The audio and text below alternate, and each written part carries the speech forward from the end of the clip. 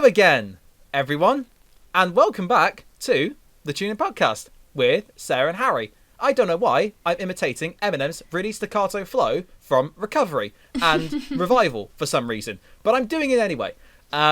So this is our special episode of going through a year in music, and it was my choice this week, and we are going through the year 2006. Now, the reason why I picked 2006 is because it was probably the best year of my life.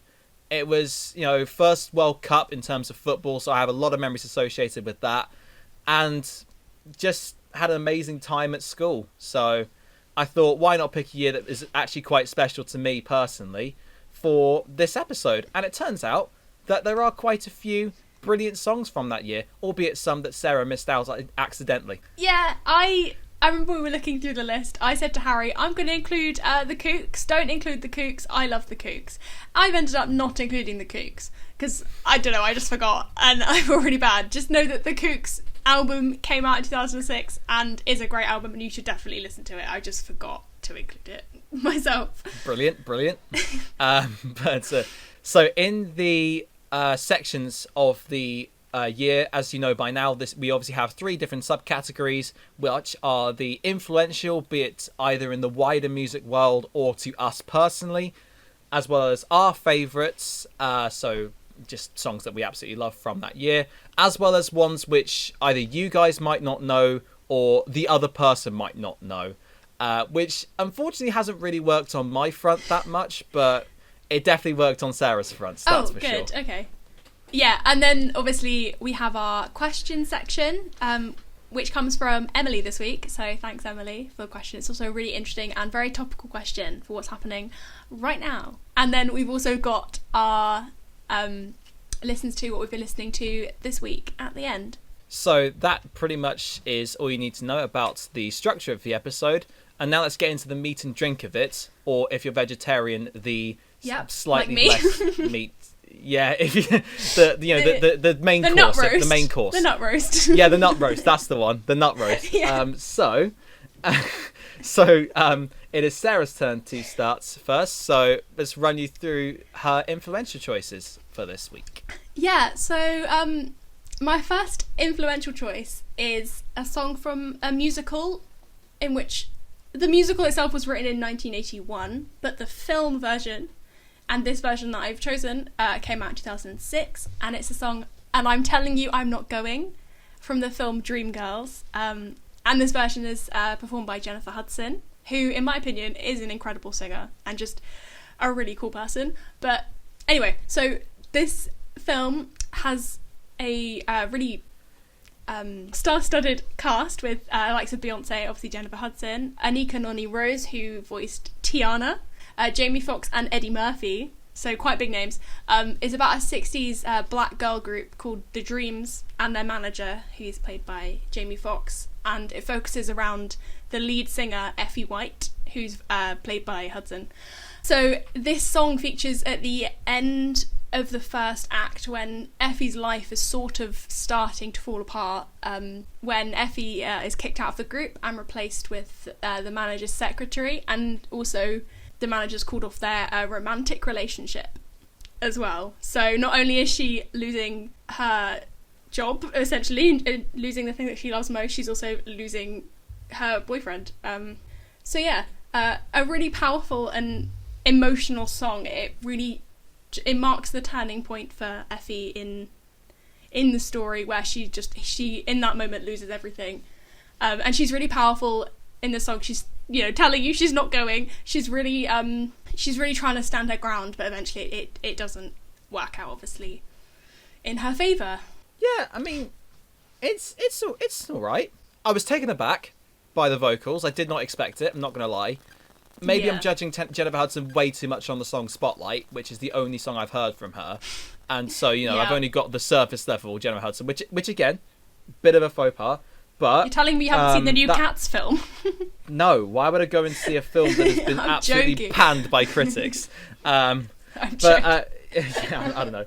But I thought it was all right. It definitely has the power. She definitely brings across the power that the song's lyrics and message are trying to portray. again, you've slightly answered my question, but it's only because Sorry. like it's kind of, no, but it's also kind of like you can make it into like a general point of discussion anyway. Because another problem to add to my ever-growing list of problems I have with musicals, which seems to be never-ending, is that you get like some places where songs are heard, but they just don't seem to be necessary.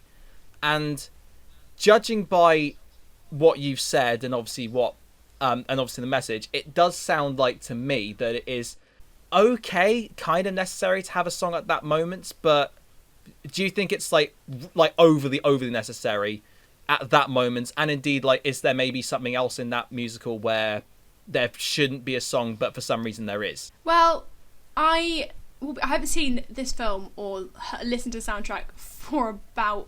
Well, I mean, I probably watched it when I was too young to watch it. It was just on TV and I put it on. But this song is one of the most famous from the musical. And to be honest, I think this song is probably, if not one of the most vital songs in the musical.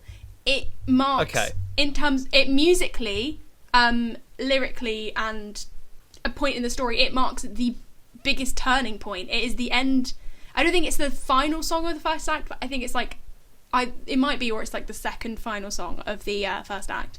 Right. And it marks this turning point for Effie. She's literally lost everything and she is fighting to take it all back, and it's just not. Before this, for a bit of context, she was the lead singer of the Dreams, who were previously known as the Dreamettes, and they got a new manager who wanted to make them more pop centric. So then she got kicked out of lead singer position and replaced with the slimmer, higher voiced, I think it's Beyonce, but I can't remember the character's name. So she was first of all kicked out of the lead singer spot just because she was like not sort of typical body size or like vocally what was expected of a girl group at that time. And then she was eventually just kicked out of the entire band. So like things didn't really go uphill for Effie at all. But this is the point where she has lost everything. She becomes, in the second act, she's a single mother living of welfare, you know. And like it literally is the turning point in the film. So I think to not have a song in a musical at the turning point of the film is a bit weird. So I think this song is probably, I mean, I haven't heard the others for a very long time, but in my opinion, the most vital song in the whole musical. Yeah. Like, because you get, like, some, like, I think, for example, the one that I remember very fondly, well, not fondly, but, like, The Sound of Music, where I think it's when she's going from the nunnery to the house in the film version, so the one with Judy Garland. And there's a song for that, and you're like, why can't, you just transition from the nunnery to the house, and it saved, like, 2 or 3 minutes of screen time. And I think that's one of the big gripes I had with it, so... Not knowing the full context, I was just making sure that it was actually absolutely pivotal to have a song at that moment. Okay, I kind of see where you're coming from, but I think unless it's I think if a song isn't sort of useful in a musical or necessarily a musical, it's just a badly written musical, in my opinion. But again, it is all down to like personal taste and stuff of whether you think it is like appropriate to have that song in or not. But in my opinion, if it's not necessary, it's just a bad musical in general. Right, okay. Moving on to the second pick in my influential list. It's the song Famous Last Words by My Chemical Romance from the album The Black Parade. Now, this is such an incredible album, and I had a really tough time picking a song from it. However, I picked a song that I didn't know when the album was, or I didn't know very well when the album was like first released, but I was reintroduced to it a bit later, but I'll get into that. So, this was actually released as a single in like January of 2007, but it was released in the album, which is why I'm including it in the 2006 bracket. So the Black Parade itself is a concept album that focuses around the Black Parade, which is sort of, if you go and watch the music video for Welcome to the Black Parade, you'll see what the Black Parade is. It's kind of hard to explain. But the music video of this song focuses on the float one of the floats in the Black Parade, and it's like burning. It's just completely burning, and the only people that are left are the band members. Everyone else has left. And a little bit of a fun fact from that music video: the drummer Bob Breyer sustained 2nd and 3rd degree burns while filming that, but he insisted on staying until it had been finished before he went to hospital, which I thought was pretty funny and very dedicated. The song itself is written about Gerard Way, who's the lead singer, his brother, who temporarily left the band during the production of the album due to severe anxiety.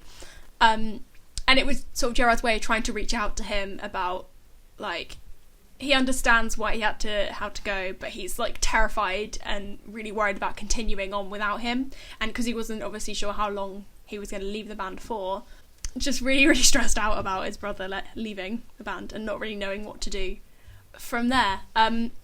It was also the reason that I picked this was because when the band split up in 2014 or 2013, and around that time they released like a best of album, and this was sort of, I remember this being like the main focus, or a couple of songs being like the main focus of the album. I don't know if they re-released the song, but it was the main focus of them like saying this is the end of the band. It has that sort of message to it as well. It might just a really emotional song again. In my opinion, Gerard Way has such a emotion-driven voice, and I think it's really, the meaning of the song is really complemented by that. Yeah, it's definitely your typical MCR emo layers of guitars and vocals and stuff like that. But I for whatever reason, I enjoy it. I really like the Welcome to the Black Parade album as well. I'm not gonna criticize you for your choice, because I think this is a great song. If I was to pick a song from this album, which I came very close to doing, I probably would have picked either Cancer or Welcome to the Black Parade, because I think they're two excellent songs in their own right. The thing is, I didn't want to pick necessarily. I was going to pick Welcome to the Black Parade because it's such an iconic song, but so many people know it, and I wanted to pick something that maybe people hadn't heard. Like, this is obviously it's a popular song, but like people who don't know this kind of music and don't know MCR probably only know Welcome to the Black Parade. I think my question is, do you think the title is referencing, is it Gerard's last words or is it his brother's last words? So is it like, because the song's like famous last words, it's kind of like, is it maybe kind of a message to him to like avoid saying some last words, so to speak, especially considering his brother's struggles at the time with anxiety? That's a really interesting question. I didn't really think about, because I was trying to think where the title, because they don't mention the title of the song in the actual song, so I was trying to figure out what it was in relation to. I honestly don't have an answer, but it's really up for interpretation. The only thing that I can think of is from the chorus where he says, like, I'm not afraid to be doing these things. Maybe that's like the famous last words for him. It's sort of like, don't jinx it kind of thing. Like, he's saying that he's not afraid to keep going and he'll be okay. Like, famous last words. Actually, yeah, maybe I won't be okay. That's the only thing I really take from it. Because I didn't realise it was about his brother until a couple days ago.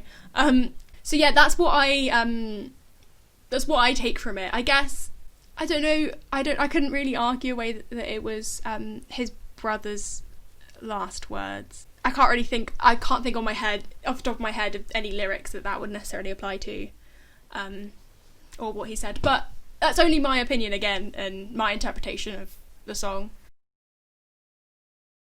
Because there's no like official statement about it.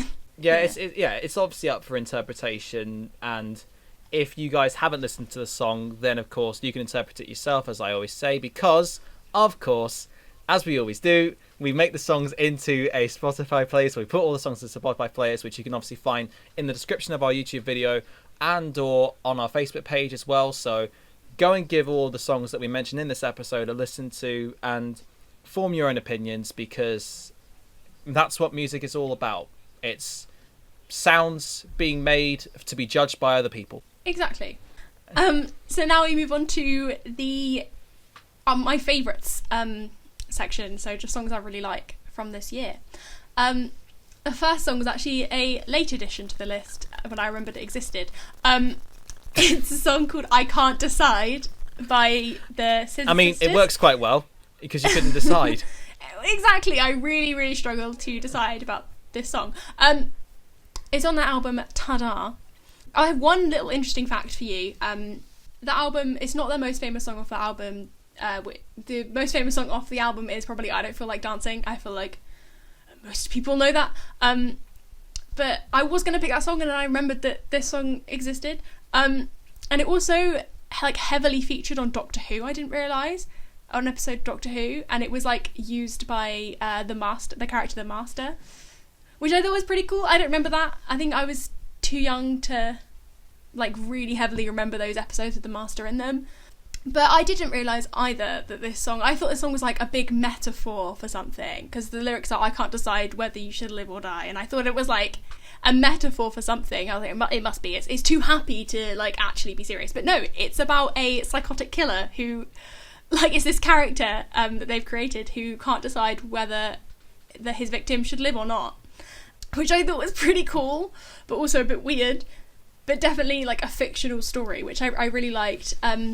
My most favourite thing about learning that fact is the whole lyrical and musical dissonance, because it's a very upbeat, very like typical Scissor Sisters song, very happy, but the lyrics completely juxtapose that, and they're just so dark, obviously. But yeah, and I thought maybe, having done a bit of research into like psychopaths and stuff, off the back of this, and also just for true crime, I like true crime documentaries and stuff, but potentially it could sort of represent the friendly front that psychopaths tend to put on to fit in with society, and then deep down, if you listen to the lyrics and deep down their personality, they obviously are not like that. So it could be to represent that, but I just thought, if not, it's still a pretty cool song. Yet again, for about the 150th time, you've answered my question, because... No, I wasn't going to say that bit, because I thought you might have a question about it. You've literally just answered my question completely, but it's fine. I mean... Sorry. Yeah, I found this very... not strange to listen to, but again, from the songs I know by the Scissor Sisters, they are obviously very upbeat, but it shows this different side to the group, and showing that they can write, you know, this strange story of a psychotic killer who's, you know, almost going through this maniacal phase in his life. And I can I wrote down in my notes that it sounds like I'm in a massive building with many paintings and books in about the 1800s, because it just, to me, has that kind of atmosphere to it of being like, you know, you're in this, you're walking around, you know, like it's like the piano sound as well. Because that sounded very much like, you know, it's ripped straight from a film like based in the 1800s. I think it's jazzier than that. It's more syncopated and more. It's definitely it sounds like it would come from like if you stripped everything else away and like slightly pitch shifted and made note bending and stuff. It would sound like it was in a horror film. Is that kind of thing? Yeah. But I wouldn't say like 1800s. I'd say more mid-1900s. Yeah, that's kind of, yeah, it's kind of basically in, you know, olden times of people, and, you know, those novels or film adaptations of novels that you see that of haunted house stuff, and it's a bit like you hear this eerie piano in the background, and I just thought when I was listening to it, I was like, this has that character to it, which which is to say, it definitely caught me or took me aback, but in a good way. Yeah, which I think is what they're going for, and it's again that juxtaposition between the sound and then the subject matter. Yes. Which makes it a really interesting song. Moving on to the second choice in my favourites list. It's a song called The Great Escape by a band called Boys Like Girls, on their self-titled album. You can probably guess what the genre of this band is just by the name of the band. I mean, emo-y, pop-punk kind of, that's the kind of vibe, if you don't know, that this band has. Along with, like, a lot of bands from this time, like, I think All Time Low just started out at this point. There's, like, Bowling for Super, a bit older, but that kind of, like, pop-punky vibe going for it. And a lot of these albums were released in the early 2000s, just, like, sort of as the trends were around that time. Anyway, so this was their first single on the Hot 100, which peaked at number 23. And I think it's their most popular song It's their most listened to on Spotify, and if I mention the band, people are like, oh yeah, The Great Escape. Like, it's probably their most popular song. So, according to the lead singer, the song was about, like, leaving the town that he'd grew up in and having, like, the end of school, kind of like, let's just have one night of, like, being a kid, and then we have to be adults again.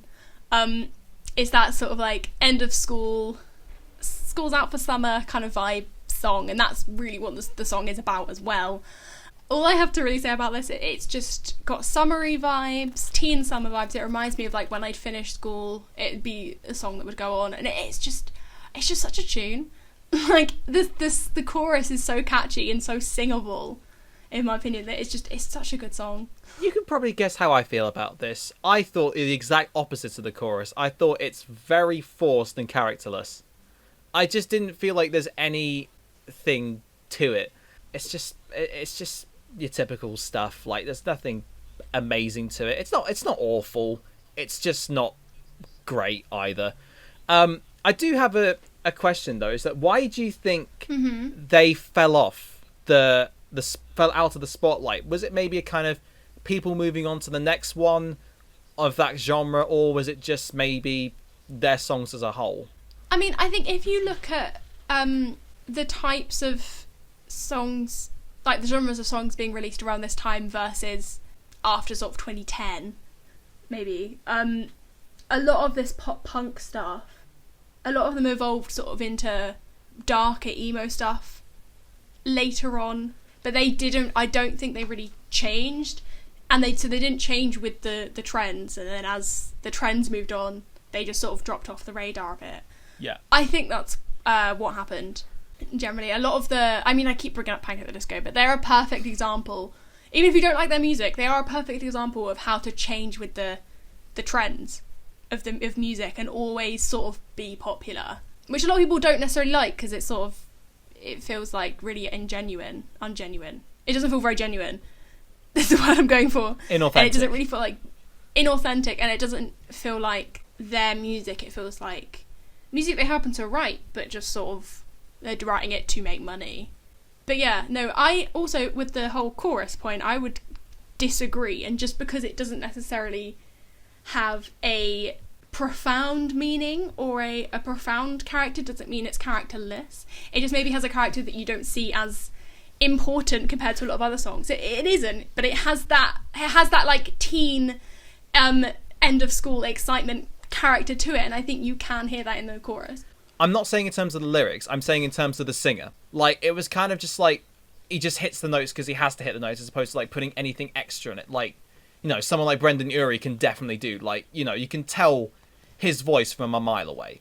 Whereas you can't really... I was just like, yeah, this just like kind of not really got anything else to it. Yeah, I mean, he doesn't have a distinctive voice. Like, he sounds like a lot of American pop punk bands from the early to mid 2000s. And that...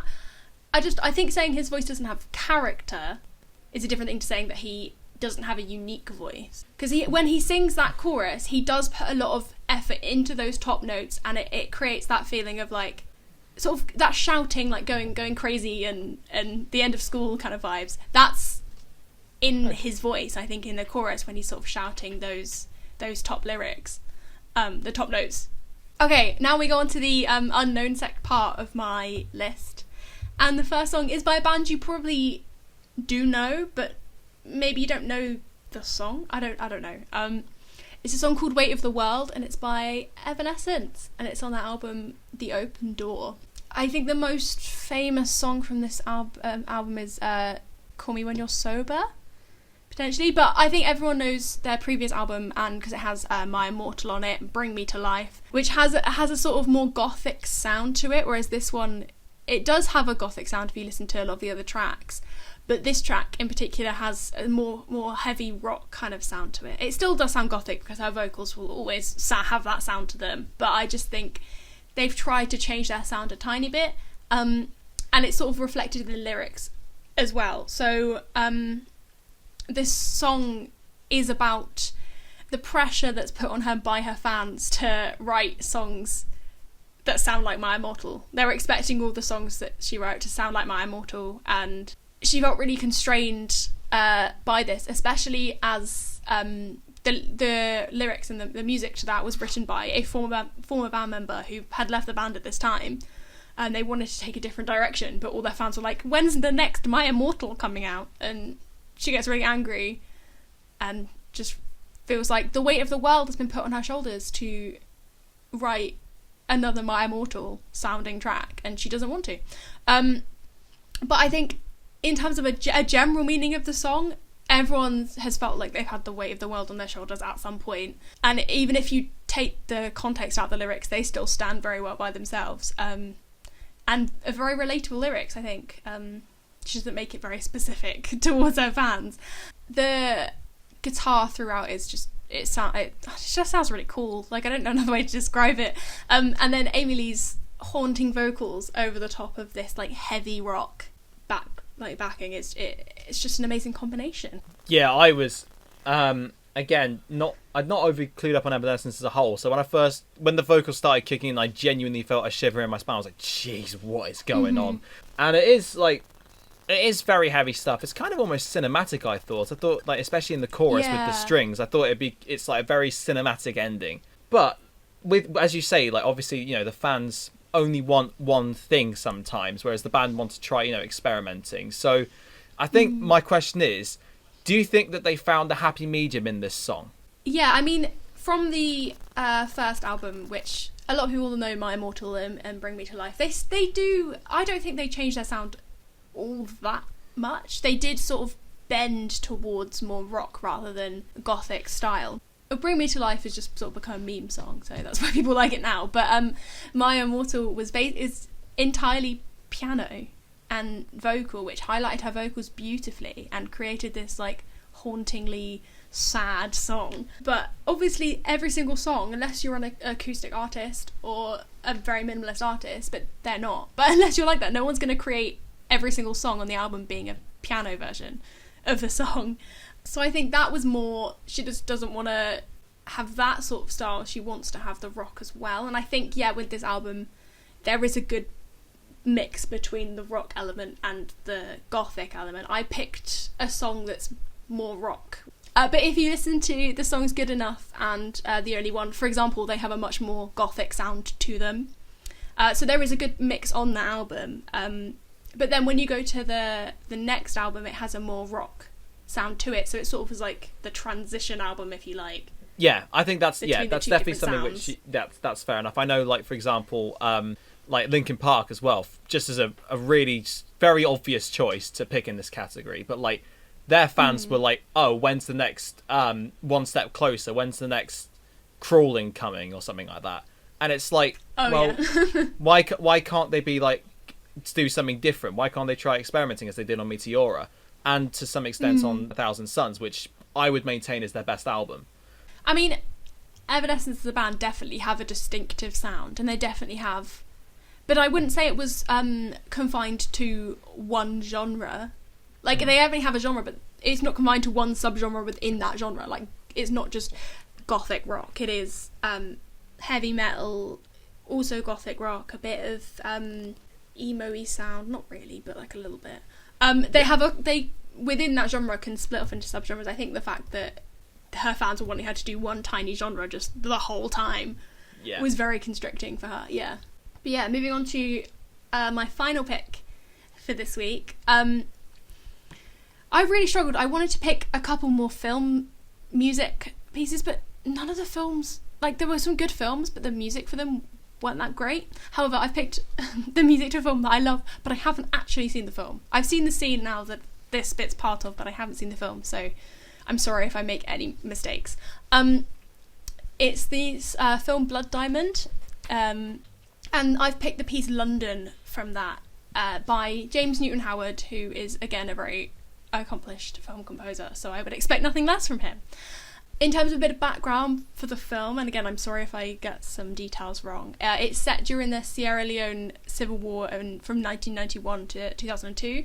The title of the film Blood Diamond refers to diamonds that are mined during war zones, and they're sold off then to finance the conflicts, which in turn profits the warlords, and diamond companies profit globally from this, and at the expense of the residents of the certain area where the diamonds are mined from, and the country itself. The scene from which the music, this music happens, is at the end of the film. When, if you don't want spoilers for the film, because this is the ending of the film, don't just skip forward a little bit. So this bit happens when Solomon Van D arrives in London and sells the diamond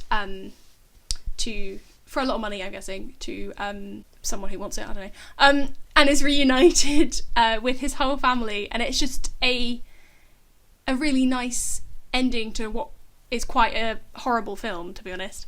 And like, the music itself has this constant like ticking percussion sound going through it, which it's all very like calm and subtle and understated. It sort of highlights, it's trying to highlight the outcomes of the story that you just watched unfold, but it is sort of constantly building and using themes from without the film in it, which sort of highlights the struggles from the film and showing them now being resolved, which is what I really like about the music itself. Yeah, it's quite an eerie, ethereal kind of atmosphere, I thought, and it's quite it doesn't, yeah, again, it doesn't really progress anywhere, but for once I actually like that. I feel as though it doesn't need to progress anywhere. Like, it is meant to be this background, understated music almost. I haven't actually seen the scene personally, but I think I can understand, I can kind of get the image of what the scene is trying to portray. Yeah, I mean, I guess the reason that you probably don't get bored is because it has a slightly different sound. I guess they're trying to use sounds to Sierra Leone to sort of represent the area at that time. So yeah, I think it's because it has a different sound to maybe what you're used to, so you're constantly listening out to these new sounds and trying to work out what they are, and listening to them all build up to something is more interesting than maybe listening to something that you're more familiar with build up to something you already know what's going to happen. But yeah, that is the end of my list. Not as varied as normal, but you know, I tried. I think mine's quite varied. I think it's semi-varied.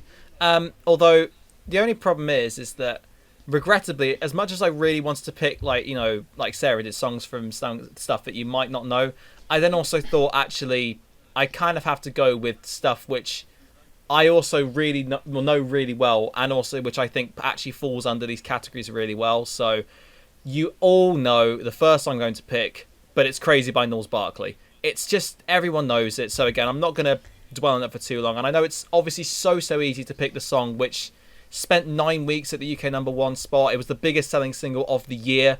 But Rolling Stone voted it as the greatest song of the decade. So what other choice do I have in terms of influential songs from that year?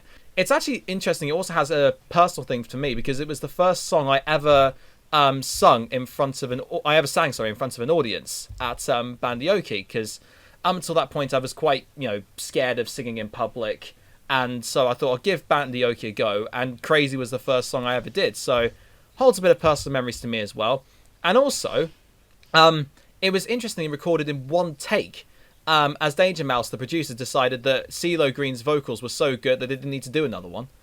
And it also holds the record for, or used to hold the record for, the most sudden dropout of the charts in UK history, because it peaked at number 5, or it was at number 5, but then as it got removed from stores 2 weeks earlier, and the chart rules at the time said are the only songs that were in as a CD could be considered eligible for the charts, it got removed from the charts altogether. Yeah, I mean, obviously this is a great song, really catchy, just really fun to sing along to. But I just wondered there are obviously thousands and thousands, probably millions of songs released in that decade. What do you think about it makes it the best song of the decade to you? I don't know if I'd say it's the best song of the decade to me personally. It's certainly, like, out of the ones I've heard, it's certainly, in the top 10 at the absolute bare minimum. Again, the fact that it was recorded first take, in one take, which is highly impressive in itself, and it has that amazing blend that Danger Mouse provides of this, the choir, the soul, the electronic side of the drum beats, and then also, these vocals on top, which are virtually flawless without any auto-tune. There's one bit in it which I think he does waver a little bit, but that's the only thing, and that's being, extremely pedantic. So it's all of Yeah. these little things, and also the reason why they removed it from stores in obviously when it dropped out of the charts was because they decided that they didn't want the song to be like too popular all the time, so that people would lose interest in it. So like, you obviously, you know, songs that like are on the radio for however many like weeks and stuff, and then you kind of lose a bit of interest in it. But they removed it to avoid that, and as a result of that, it's become a hit, not just after it was a hit in 2006, but ever since. Yeah, I mean, don't necessarily disagree with them and all the factors you've mentioned. Again, something like that is very personal taste, but in an objective way, that is one of the best songs of the decade, if that makes sense.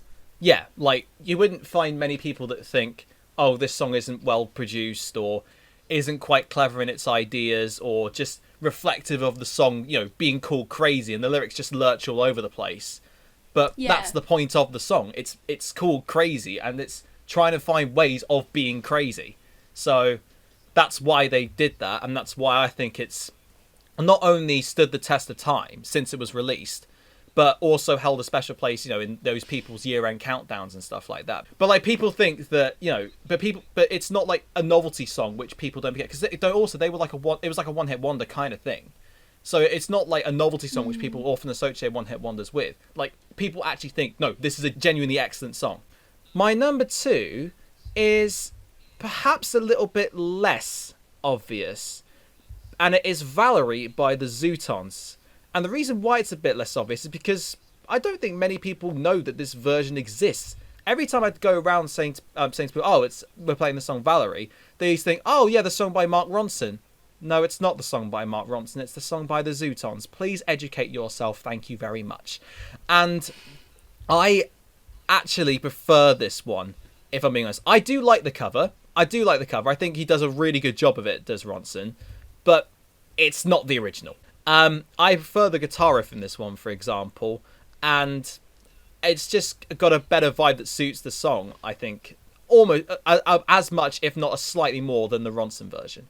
And I know I'm just bringing up the Ronson version all the time, I'm sorry, but it has to be done because that's all people know about it. Interestingly, it was actually written by Dave McCabe, the lead singer of the Zootons, in the back of a cab in about 20 minutes, and it's about his friend and makeup artist Valerie Starr, who is American, and she was arrested for driving under the influence in the States, and he essentially begs for her to come over and visit. And the drummer described the song as a kind of postcard feel. So without, like, you know, the surface level, it could seem like, oh, it's about this love story or something like that. But actually, it's literally just a call to a friend being like, you know, pop over for a chat if you need some help. Which I thought was quite a nice spin on it.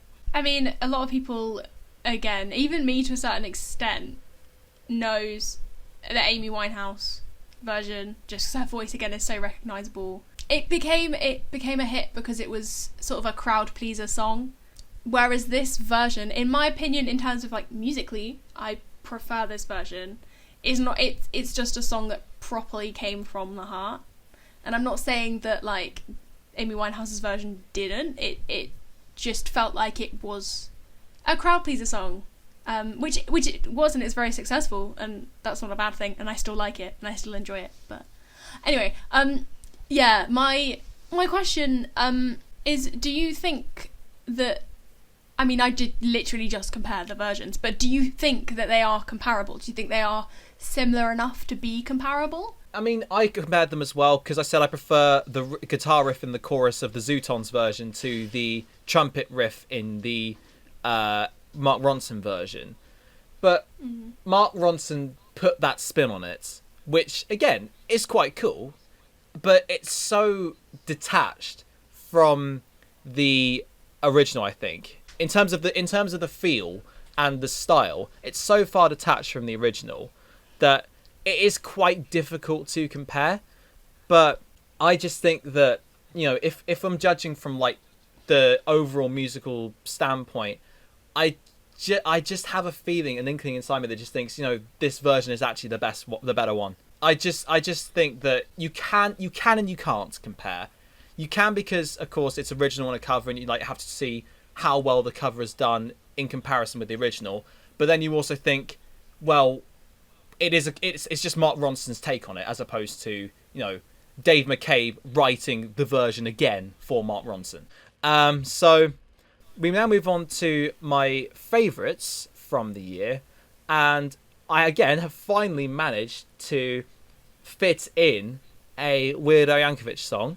The song is White and Nerdy from his album Straight Outta Linwood, which, in case you hadn't realised, is a pun on Straight Outta Compton. This song is a parody of the song Ridin' by Chamillionaire, and Yankovic essentially satirises nerd culture, saying that, you know, basically saying that the lead protagonist, he can't roll with the gangsters because they aren't a fan of his supposedly too nerdy activities, including being an expert at Dungeons and Dragons and knowing pi to 1,000 places and things like that. I do actually think that Yankovic's ability of rapping in this song, like, he was 47 when this song came out, and I think it's actually really good that he combines the singing and the rapping style really well, and he gets the flow of the original song almost perfectly. And when Ridin' won Best Rap Song at the 2007 Grammys, Chamillionaire, who actually has gone on record as stating that he loved White and Nerdy, he thanked Yankovic for creating the parody, as, in Chamillionaire's words, it made it undeniable that Ridin' was the rap song of the year. So maybe I could have put it in the influential category as well, but I just think the song makes me laugh even now to this day, having heard it hundreds of times since I first heard it a long time ago. Yeah, it's fine.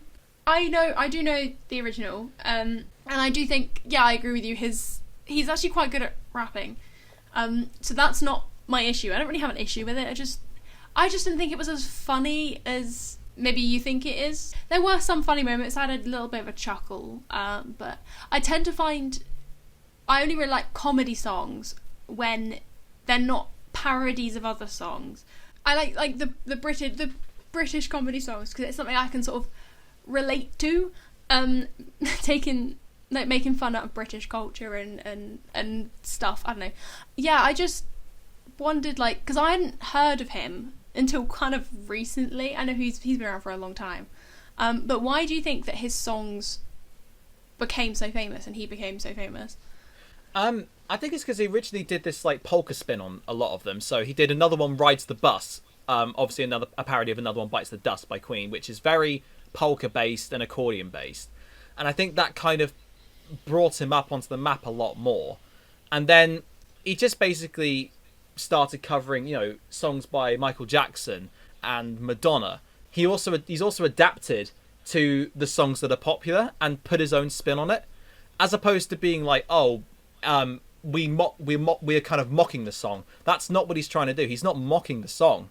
He's just taking the melodies and the idea of the song and switching it up and putting his own spin on it. That, I think, is why he stood the test of time a lot more so. I mean, he's one of I think it's like 3 artists to have 4 hits on the Billboard Hot 100 in 4 consecutive decades.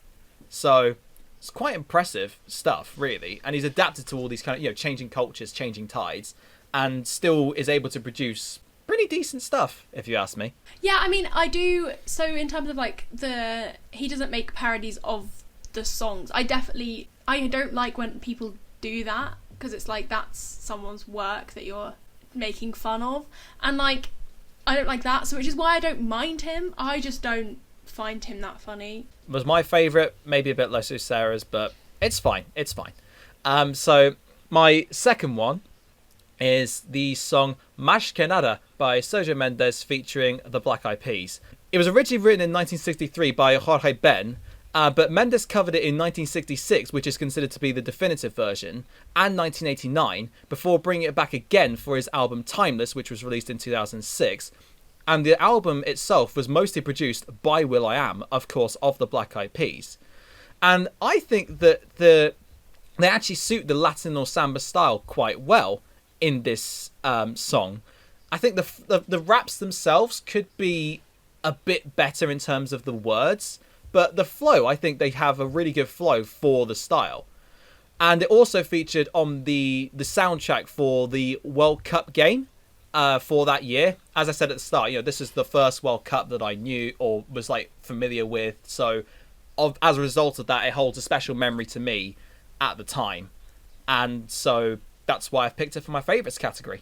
Yeah, so I didn't realise I knew this song, especially when I looked at the title, because, I don't speak Portuguese. And then I heard it and I was like, oh yeah, it's this song. This is the song. I really like it. It's really catchy and it's really cool. But I just wondered, the question I had is, how do you feel? I know they didn't do it throughout the whole song, but how do you feel about people singing in a language that they don't speak or isn't like part of their culture? I mean, the Black Eyed Peas actually, they've just released an album which is almost entirely, Latin pop, Afrobeat, but I think if done where it's like, they've done it with an actual samba pianist or Latin influenced pianist. So it's not like they've just gone on their own terms. It's like it's Mendes' instrumental that it's actually Jorge Ben's instrumental that Mendes has adapted, but then they've just decided to add a little bit extra, so kind of have that cross-cultural clash. I think in this instance it works well, and overall, provided it's not like, working on the stereotypical tropes, but actually maybe, delving further in. It's like any band. Like if any band makes a song in a genre that they just don't really know or haven't really done before, if they do like a really surface level version of it, or one which is really annoying, then it just becomes a bit like, oh, well, great, that's going to give people the wrong impression of this genre, or it's going to give people the wrong impression of this country's music. So, provided they have some in-depth knowledge on it, I really don't mind. Yeah, see, with this, I didn't have an issue with this song because they're clearly working with an informed musician and they are creating a fusion rather than just trying to take something they like the sound of but don't know anything about. And I think that's where the sort of line is. If you just take something because you like the sound of it, you don't know where it's come from and you don't know the history behind it and you just do it in a very stereotypical way, that's when it becomes appropriation. But this song isn't, and that's what I was trying to put forward by asking the question. I wasn't obviously trying to have a go at them. No, of course. And it's like if they hadn't got any deep knowledge in it, then I would be like, does it work? But because they're doing it with a Latin band, they're doing it with actual musicians who are part of that genre and are deeply embedded in it, but they've just come along to add something different to the track. I don't see any problem with it personally. So hence why it features in this particular category. So we now move into the unknown section, and I will admit something that I have brought up this song on the podcast before, but I only mentioned it in the final section as kind of a throwaway, so I'm going to allow myself to mention it here. But it is Through the Fire and Flames by Dragon Force. This is a speed metal song at 200 beats per minute, and apparently the lyrics are trying to get out of hell, which I guess makes sense because they traverse through the fire and flames and carry on. An interesting fact, actually, is that during the guitar solos, a string broke on Hernan Lee, one of the main guitarists of the band's guitar, but they still decided to use it anyway, which contains an interplay between Lee and the other guitarist of the band, Sam Totman, as well as a random Pac-Man soundbite at the start of it. And although the rest of the album kind of goes along the same lines in terms of musical structure, because this was the first song I heard on the album, and it's actually the first track on the album, I love it, and it's become actually probably their most popular song, but it's also a song which might have slipped under the radar and or potentially become an accidental meme song. Yeah, it definitely has meme potential. I actually knew this song not very well, but it's just one of the ones I was like, oh yeah, I recognise this. I've heard it before, and I didn't expect to because I haven't heard of the band. But anyway, yeah, I just wondered why, because a lot of those songs tend to sort of, if their most popular song tends to sort of branch out into a more popular sort of field. But I just wondered why a lot of people don't know it and why it didn't sort of branch out. I guess it's because it's metal. I'm not saying metal is a select crowd, but many people again have this kind of stereotypical perception of metal being essentially like death metal. And as you can tell by this song, it's not death metal at all. It's very melodic. It's very, it's got the cinematic feel to it, throughout, especially at the start. and then all of a sudden you have this explosion of double kick drums, very fast fingering guitars, and also the keyboard. I think again it's because it's that kind of perception of metal that people have ingrained in their heads, and that leads to people thinking, oh, it's metal, it's probably just not going to be it's probably not going to be good, it's probably just going to be, you know, people shouting and screaming at the top of their lungs without any melodic sense of, you know, harmony and stuff like that, when in reality it's the opposite. Yeah, I do agree with that. Even I didn't necessarily expect it to branch into like the popular music, you know, that was trending at the time, but I expected it to at least sort of branch out into like My Little Emo Bubble, or because there are a lot of like metal songs that did go that way almost and become sort of subculturally popular, but I just wondered, like, even in that point, why this one didn't. I think Dragon Force, they're quite well established in like the power metal scene, I think. Yeah. And again it's they have that structure throughout, and that sound throughout the album, Inhuman Rampage. So I think they kind of just decided, you know, that's the sound, that's the structure, and we're going to stick to it.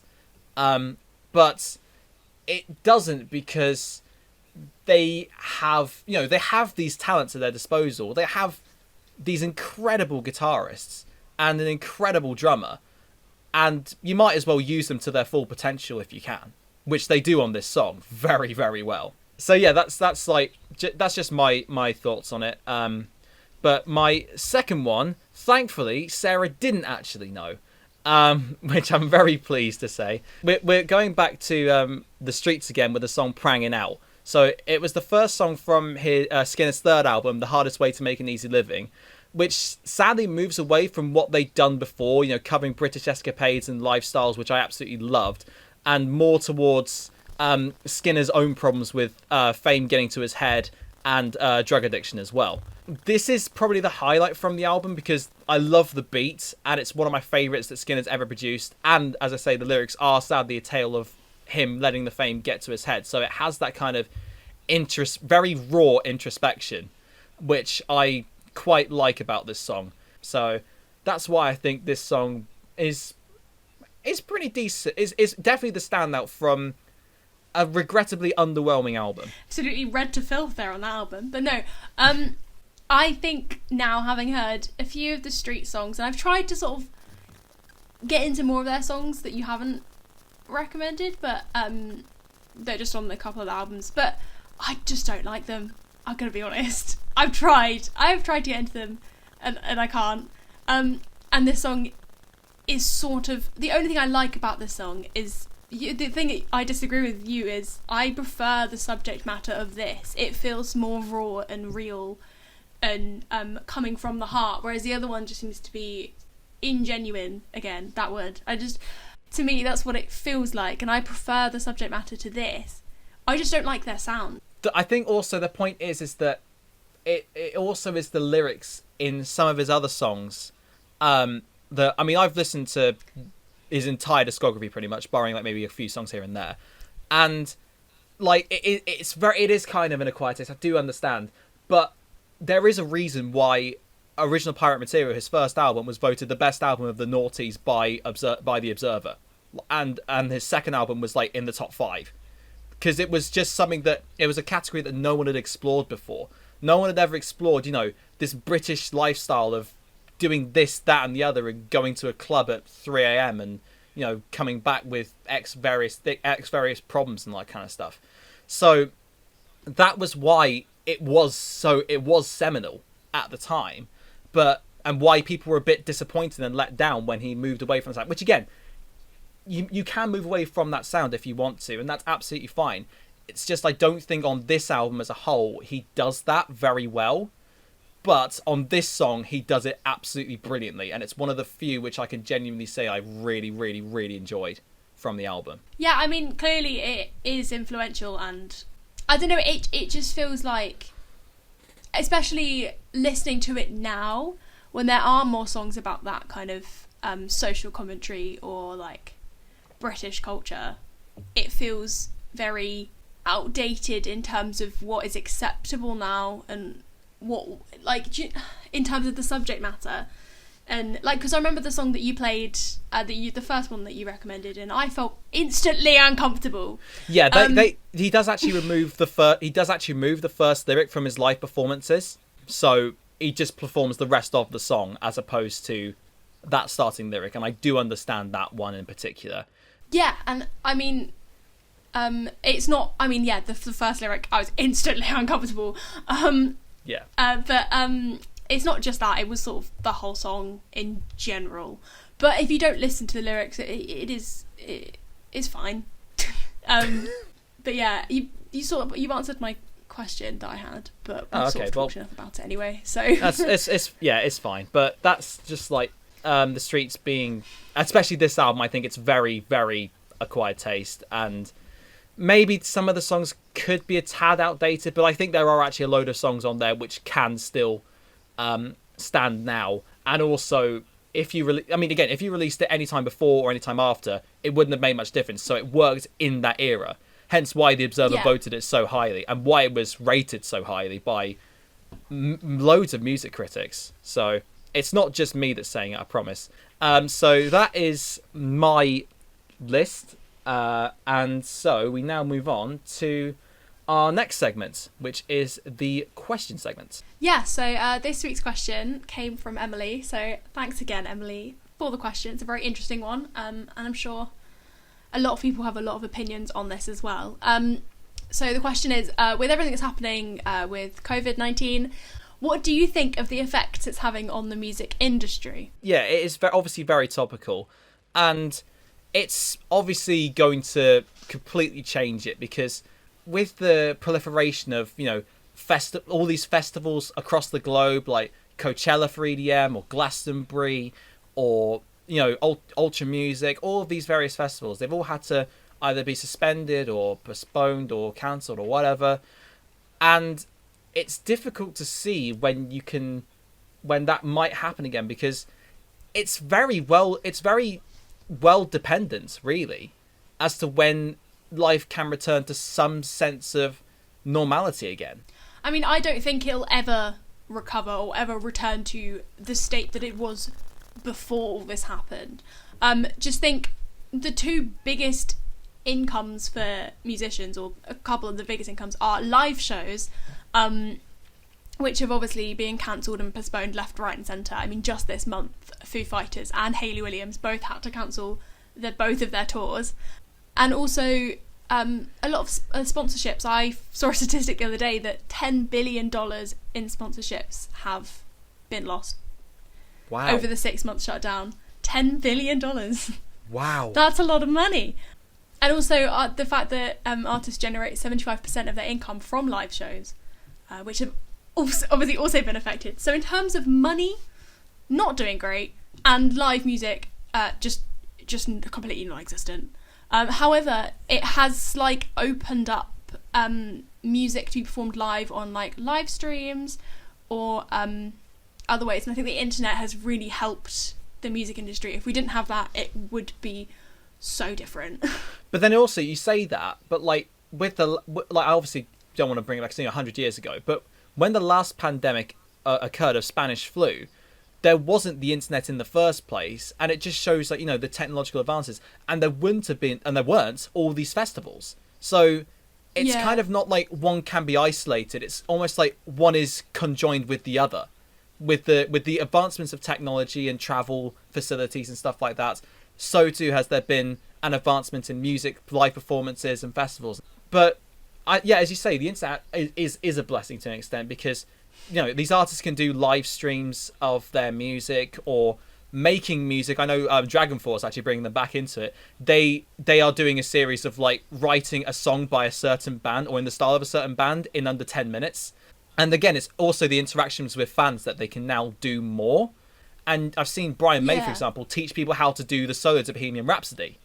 Yeah, and also just music streaming market has gone up massively, because physical sales of music has gone down by 1/3 in this time. But it's going down anyway, because music is becoming more accessible online generally, even without pandemic. and more people are streaming on their TVs and like smart devices like phones and laptops and all that. I sound like a boomer when I say smart devices, but anyway. But I think that music not completely being online but mostly being online over the internet and electronic is the future of music. I just think it happened way sooner than we all expected it to. Yeah, like I know a lot of artists obviously recorded albums through lockdown, and again, it also gives like, you know, rappers a chance to, or just as a random genre taken plucked from thin air, to write and think of new bars and new ways to sound interesting. Although I did also see a thing where it was like the CEO of Spotify said that musicians should be releasing as much music as possible in order to stay relevant, and you're like, no, let them release music when they want to release music, because it's their choice. Don't let Spotify say, oh no, you must release music within these 6 months, otherwise you will not be relevant for whatever reason. You're like, that's not how it works. Yeah, no, they should release music when they have good music to release. Like, otherwise it's really pointless and they'll become less relevant because no one likes their music.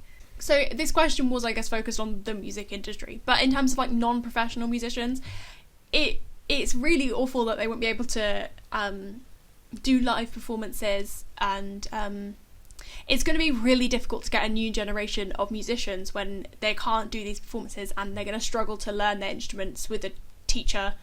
And even like class music teaching, you can't share instruments, so it's going to be really tough to get new kids into music. However, I will say that the availability of things like YouTube and like even TikTok and other social media platforms will allow new musicians to put their music out there and not having to go to smaller venues or just play in like bars and pubs and stuff and not really get noticed. They can put their stuff for these millions of people to see online, who will have more time. Yeah, and even like record labels and other musicians who will have more time to be on the internet and looking at covers of their songs or be looking for new talent. They will have plenty, much more time to do that. Yeah, this pandemic is going to go away. It's not going to be like a thing which is around for the rest of eternity as we know it. It's like there will be some sense of normality which is eternity, but you also get the corollary of the like, for example, the live venues, which you say like, people going to perform in bars and pubs, but a lot of them are shutting down. The one that I went to see Haywire last year, Gorilla, that's gone. That's gone, and Deaf Institute as well. I think someone's looking into trying to buy them. That was quite a long time ago. I don't know what the outcome of that was. I think they are, but still, it's the fact that it's been shut down, and so many venues are being shut down. It's very wildly dependent, but there will be some like ways which they will adapt and they will adjust, and I don't think it will come out shining, but I think it will come out revitalized to try and get back to where it was before. Yeah, no, I agree. And also, thinking in a little bit of a selfish way, new graduates, especially in the arts and music, are going to struggle. Don't necessarily want to, it's a bit of a touchy subject for us, but just in general, it's going to be hard to find jobs in the industry when a lot of parts of the industry cannot exist as they used to. Good thing I don't want to go into music. Yeah. I guess that's all right. But still. Yeah, no, it's gonna be tough, but you know what? It'll be okay. For any musician, art students out there, it will be okay. It will be fixed. Like it's just it is a question of when rather than if, because like the Spanish flu died out, and like this will die out at some point. It's just a case of when. And it will just take a lot of time. it will take a while, but this is the world we have to live in right now, and that's annoying, but it's got to be done. It's got to be done. So yeah, that's just like I think our just general thoughts on this whole situation. And of course, if any of you guys have any other questions that you want us to discuss, just send them to us individually, post them on the page or Facebook page or in the YouTube comment section, or just message the page itself. So that's just our nice, polite reminder to you guys that you can get involved as much as you want to in this podcast as well. Yeah, okay. So now on to our final section, which is what we've been listening to this week. Harry, would you like to start us off this week? My first song is the song Supercut by Lorde, but the LP remix. LP is from the hip-hop duo Run the Jewels, who I absolutely love. But this, it's kind of like he takes the original song, which is one of the highlights from Melodrama, Lorde's second album, and makes it into this kind of really eerie and dark beat, which I think works so well. And they also add 2 killer verses in from each of the rappers, so I've been really enjoying that when I listen to it. My second song is yet another remix of the song Young and Alive by Bazzi. And can you have a guess as to who the remixer is? It's Haywire, of course it is, because why else? Who else would it be? But actually, he's done a couple of okay remixes, like one with Girlfriend by Charlie Puth, which was okay at best. But this one, he brings out this funk flavour, which he's been doing in a lot of his remixes, so brilliantly. And I think Bazzi's vocals, which have been actually changed to... In fact, it's pitch shifted down to D-flat major, but the beat is in B-flat minor, obviously the relative minor. So quite impressively done from Haywire, in my opinion. Especially because the original song is in E-flat major. So, yeah, that's why I was like, oh, okay, you know what, this actually works really well. And it's just got an amazing funk electro vibe, as I say. So I've been loving that this week. My third song is a new release by Madeon called The Prince. This came out on Friday. And I think it's like, again, it's a carry on from his album Good Faith. And it's got this very heavy drum beat throughout. And I really enjoyed listening to it when I heard it. And I can picture myself in a desert listening to it, like, really vividly. And maybe that was the aim he was going at, I don't know. But yeah, I've really enjoyed it. And my final one is the song Instant Crush by Daft Punk featuring Julian Casablancas, who is the lead singer of The Strokes. Very Daft Punk vibes. I mean, Julian Casablancas' vocals are very auto-tuned. And if you well, not auto-tuned, but like they've had the effects used on him. And if I didn't know like who the artists were, I would never have been able to guess it was Julian Casablancas because it's not his natural voice. But it's just a nice little... I don't want to say ditty because it's not, but it's just a nice little song, which I find quite relatable personally. So that's my list for this week. So my first song is a song called "Got to My Head" by a band called Waters. I've heard anything else by the band, but it just came on my Discover Weekly, and it seems to be like an indie upbeat song. It's a bit heavier than indie stuff, so maybe indie rock sort of upbeat, and it's just a really nice song to listen to, and if you're into that kind of thing then you'll definitely like it. The next song that I have, I finally listened to Hamilton enough times to find my favourite song, and I mentioned Hamilton probably most weeks, but this is the last time because I found my favourite song, and it's the song Wait For It, sung by Aaron Burr. The actor, the singer who sings it is Leslie Odom Jr. It's just such an emotional song, and it's just beautiful to listen to, and it's quite simple, but really effective, so that's why I like it. And my final song is a song that I didn't know existed. It's quite an old song. It's a song Roxanne. Everyone knows Roxanne by The Police. A lot of people know Roxanne, El Tango de Roxanne from Moulin Rouge, but George Michael did a cover of Roxanne, and I didn't know this. And I only just found it. I'm sure a lot of people will be like, yeah, Sarah, obviously. But George Michael did a cover, and it's really good. It's a chilled out sort of jazz version, like what I'd imagine in a sort of jazz club to listen. I don't go to jazz clubs very often, but what I imagine in like a chilled out jazz club to be playing. And then his vocals are amazing, and then he just sort of comes in with this the words that everyone, I thought it was like a different song, but it is the same song. And I was just really taken aback by it, but it's really good, and it's very, very different. So yeah, I fully recommend that if you didn't know it existed, like me. And that's the end of my list, and with that, the end of the podcast.